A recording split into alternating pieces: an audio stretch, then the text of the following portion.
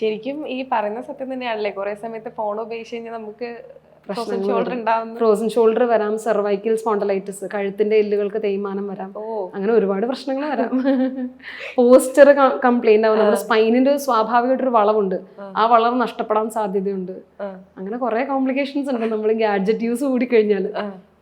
ഈ ഗാഡ്ജറ്റ് അമിതമായി യൂസ് ചെയ്യുന്നവർക്ക് എന്താ പറയാനുള്ളത്? അപ്പോ ശ്രദ്ധിക്കണം, ആരോഗ്യം ശ്രദ്ധിക്കണം. കാരണം ബേസിക്കലി ഈ പറഞ്ഞ പോലെ ഗാഡ്ജറ്റ് യൂസ് ചെയ്യുമ്പോഴത്തേക്കും ഫിസിക്കലി ഇനാക്റ്റീവ് ആവുകയാണ്. നമ്മൾ നടക്കില്ല, നമ്മൾ ചിലപ്പോൾ കിടന്നുകൊണ്ടായിരിക്കും, അല്ലെങ്കിൽ ചിലപ്പോൾ ഇരുന്നുകൊണ്ടായിരിക്കും.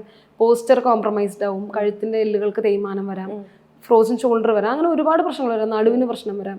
അപ്പോൾ ഗാഡ്ജറ്റ് ആവശ്യത്തിന് ഉപയോഗിക്കുക.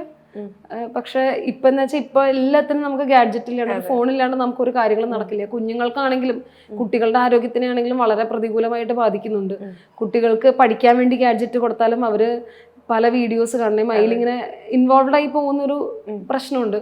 അത് കുട്ടികളുടെ മാനസിക വളർച്ചയ്ക്കും ഒരുപാട് നെഗറ്റീവായിട്ട് ഇമ്പാക്റ്റ് ഉണ്ടാക്കുന്നുണ്ട്. അവർക്ക് ADHD പോലത്തെ അസുഖങ്ങൾ വരാൻ സാധ്യത കൂടുതലാണ് ചെറിയ കുട്ടികൾക്കൊക്കെ ഗാഡ്ജറ്റ്സ് കൊടുക്കുമ്പോൾ.